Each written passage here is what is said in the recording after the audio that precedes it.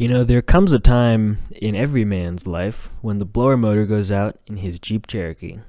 But if this man is you, how can you be sure you're not doing something wrong when you go and try to replace it yourself? In this video, I'm going to be going over the 4 most common things I see people doing wrong when replacing their blower motor and what I think you can do to avoid them. I'll also be showing you exactly how I replaced my blower motor, which is exactly how I know what you're doing wrong, and I'll show you all the tips and tricks I learned along the way to help it go smoother for you. Now, if you don't know me, my name is Evan Meister. I'm an engineer by trade and education, a mechanic by hobby, and I'm also a founder of Mountain West Off-Road. We make aftermarket accessories for vehicles like this, which solve problems that nobody else is solving right now. So let's get into it.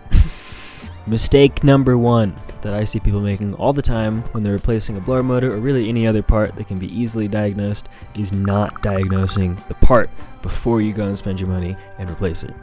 I can't tell you how much money I've spent myself replacing parts that didn't need to be replaced on cars that were broken for some other reason. When you're replacing any part in your vehicle, you're going to want to be as sure as possible that it's actually the thing that's wrong with your car before you go and spend your time and money replacing it.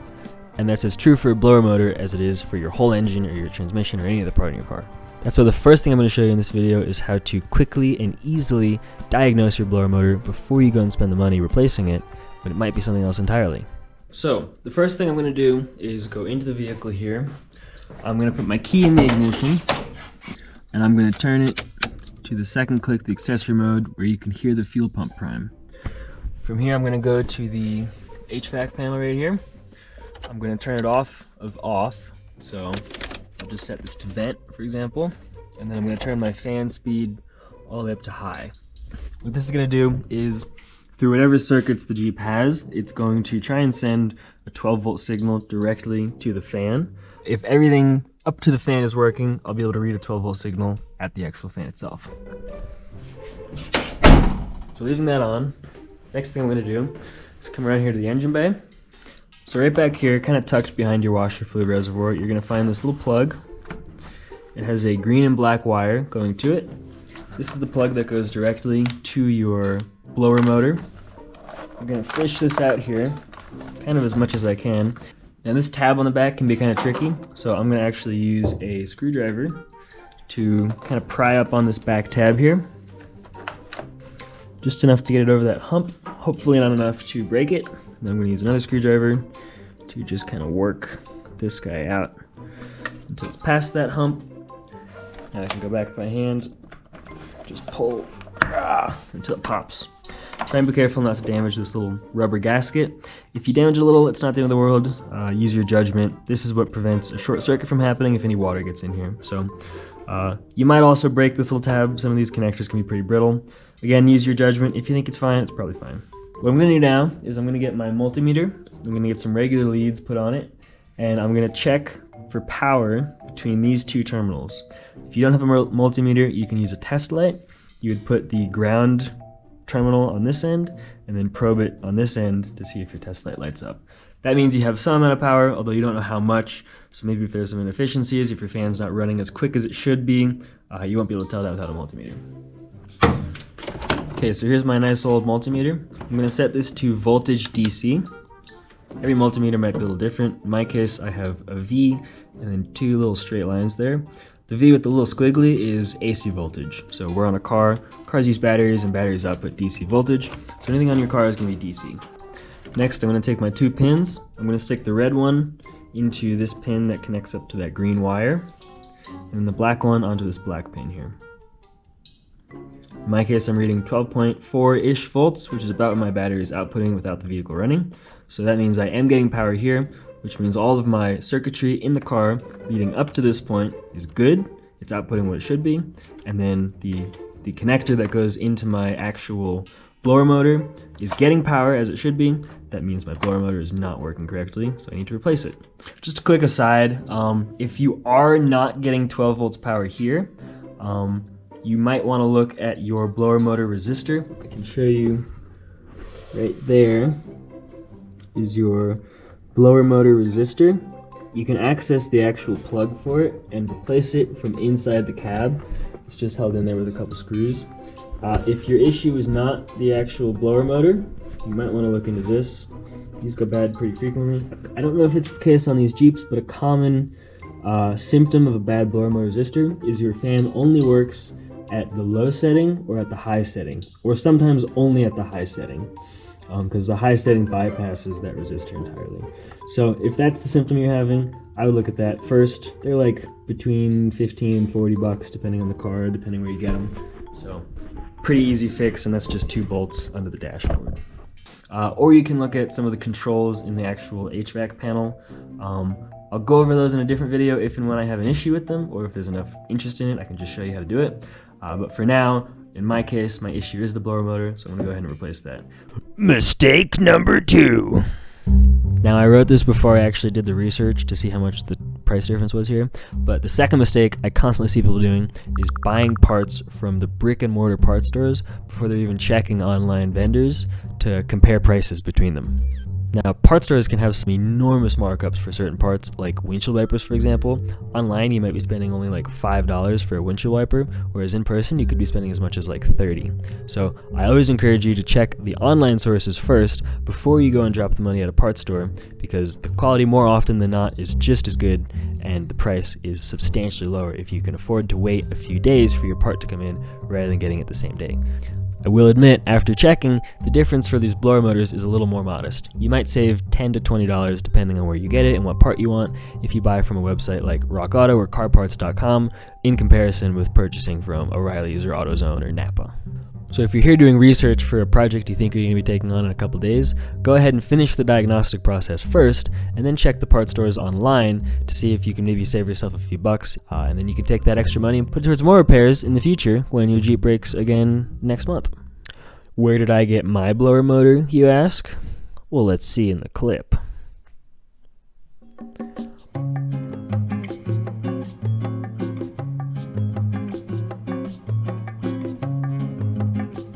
Mistake number 3. Now, the third mistake I see people making all the time is just blindly trusting that the new part that they bought is actually new and actually works out of the box. You'd be amazed how many times I've bought something from a parts store or online and I've gotten the wrong part that looks pretty similar, or the right part which is actually just a returned used part from the last guy who bought the part at O'Reilly's. The worst part is when you buy a bushing or something that looks like it should fit, you get your old one taken out, and then you go to put the new one in only to find it's a little bit too small or too large, and then you're out of luck and you don't have a car to drive, and now you're going back to the parts store or waiting a few days to buy something online. It's just a nightmare. So first, check that the part that you got actually looks like what you're taking out of the car, and I'll show you right here how to check if your part is actually functioning before you go through the headache of installing it. It's a simple step that can save you a lot of time down the line for when you do actually get unlucky and get a bad part. And I actually have a set of these little alligator clips. Just so happens that these fit onto the end of my multimeter terminals. So I'm going to clip this onto the power side of my battery, being careful not to touch the lead to any bare metal on the chassis or anything like that, because once it's to the power, if I ground this, it would create a short circuit and it would spark and melt stuff. So I'm going to put that on something plastic. I'm going to go ahead and hook this lead now up to my positive power. This means that anything I touch with the end of this is going to get power, so I can supply power to a circuit using my little probe here now. This is going to get a little confusing because I actually only have another red cable. This guy has an actual alligator clip on one end already. I'm going to put another one on this end to tie into the ground on the battery here. So I'll slide that on. Now this cable with the alligator clip is going to be supplying the ground to whatever circuit I connect it to. This is my replacement blower motor. Here I'm going to do the exact same thing. Hook that negative alligator clip up to the right pin here that goes to the black, and then I'm going to just tap power into this green, and you'll see this motor spin up when I do. Right. So, there's my ground hooked up in there. You'll see if I go here and just quickly tap power, motor spins up. So that's what you would be expecting if your blower motor works. That's an easy way to bench test this before I go through the trouble of installing it. Alright, so that's the first 3 things you should be doing before you even really are touching your car.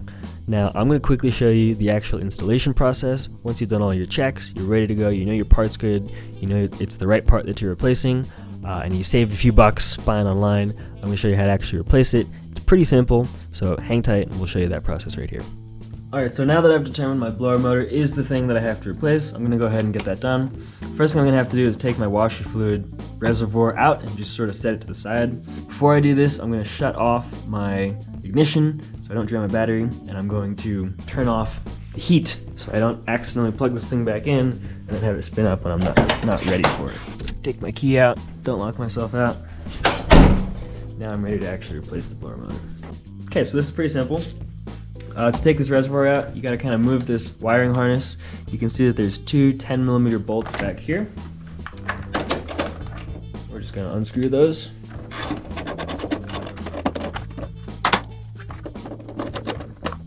Put them somewhere safe.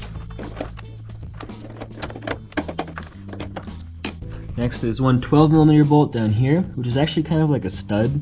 This holds your fuse box on, and then also holds the reservoir in. In my case, mine is stripped out, so it doesn't actually unscrew at all. It goes right here. So that's the bolt you're looking for. You'll probably have to undo yours. For me, I've had this thing out enough times that it kind of just falls out. So all I have to do is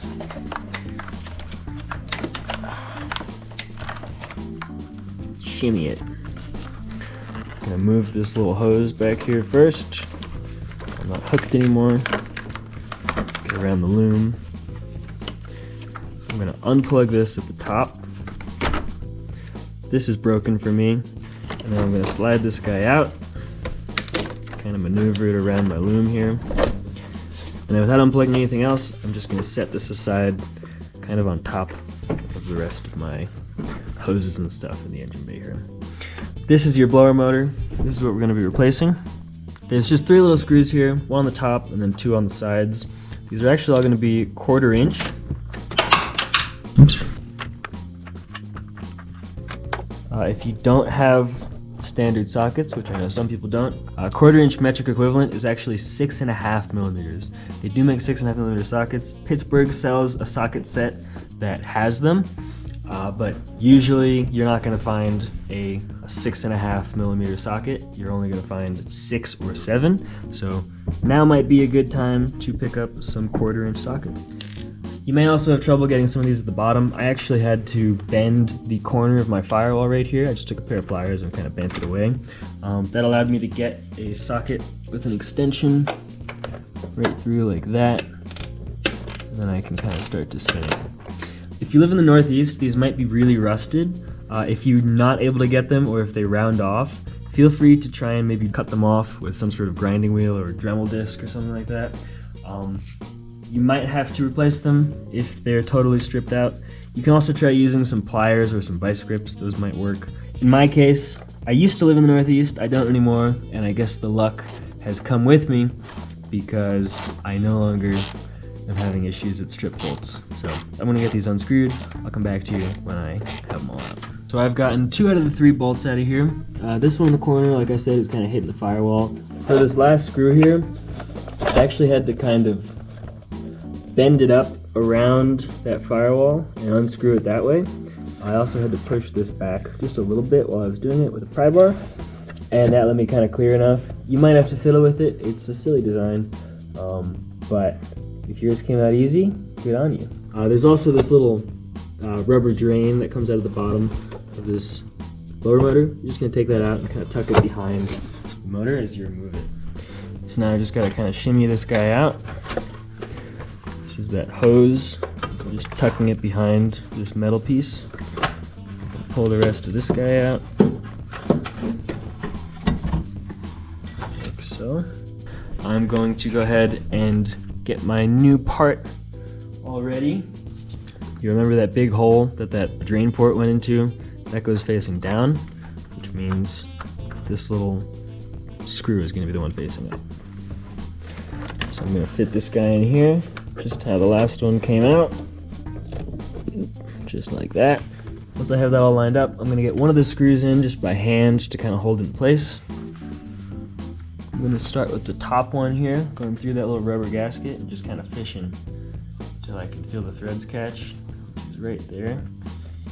And now with that kind of held in place, I'm able to go around the sides and connect up all my other bolts. So I went ahead and tightened down all my little screws there. Keep in mind that these are actually threading into plastic, so be a little bit wary about how tight you're making them. You don't want them even very snug.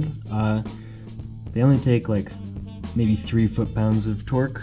If you feel them starting to get softer, or taking less force as you're tightening them in, that's a sign that you're starting to strip the threads, so back off right when you feel that. In my case, I just went until this doesn't seem to have any slop in it. I'm assuming that's probably fine. It's also a good time now to plug this in, just so you have access to everything. I'm gonna go all the way until that snaps. That means that seal is fully seated. I'm also gonna put this little hose connected into the bottom here. I'm gonna do this before I forget it. Now here's where mistake number 4 comes in. So what gives? We know our part works. We know it's the right part. We saved a few bucks. What's left? Well, before we go putting everything back together, we want to make sure that the part we just installed on our vehicle actually works on our vehicle. It's possible you might have an issue in your wiring, which is causing voltage to be seen at the plug, but isn't providing enough current to actually get your fan spinning. It's also possible that maybe you did get the wrong part, maybe it's hitting something, maybe it's not clearancing right, and if you test it now, you're going to know that you have a problem before you go ahead and put everything back together. Now this is a quick check that can save you a headache later on if you actually do have to redo the job because something wasn't right that you could have fixed beforehand. So in my case, I actually did have a problem. My connector was loose and it wasn't transmitting the signal from the car to the blower motor, so my fan wasn't turning on. I'm going to leave this on high just to hear it, and then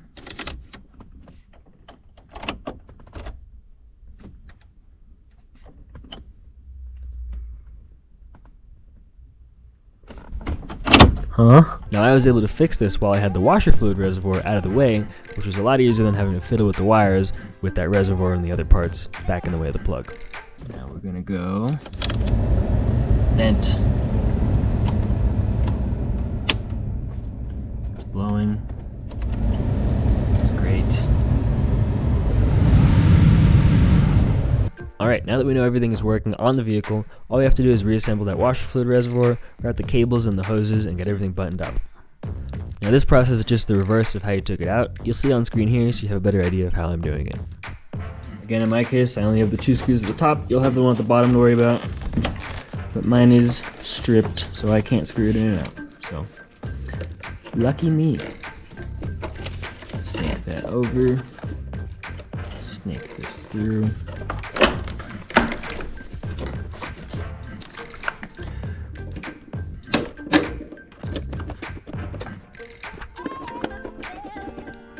Snug these down and then reconnect this plug.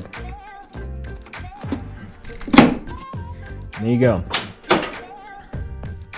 That is all you need to do to replace the blower motor. That's how you get your heat back if your problem with your heat is a blower motor. Now, if this video helped you, I'd love to see you check out our website, mountainwestoffroad.com. It's linked in the description. We sell parts that nobody else is selling, that solves problems nobody else is solving for these old cars. Right now, we're in the middle of launching our glove box cup holder, which I'm super excited about. It's my own design, and it adds some modern comfort to your old Jeep without creating like an eyesore with parts that don't really match your interior. You can just tuck it away in your glove box when you're done using it, and it doesn't really take up that much space in the glove box, so you retain most of the functionality of your stock interior. So I'm super excited about it. I can honestly tell you, since I've been developing this thing, we've had one in our Jeep, and I've been using it every time I'm in the car. I'm always drinking something, and it works great. So check it out if you're interested. We're still super new at this, so we're building these in really small production runs of only a couple parts. If you see one in stock and you're interested in getting one, I'd pick it up right now because the lead times are really long while we're getting our supply chain stuff figured out, and they might sell out pretty quick. So check that out if you have the chance, and thank you for watching this video. I hope your blower motor works as well as mine does now. Check them out. They're very nice. I got mine right there.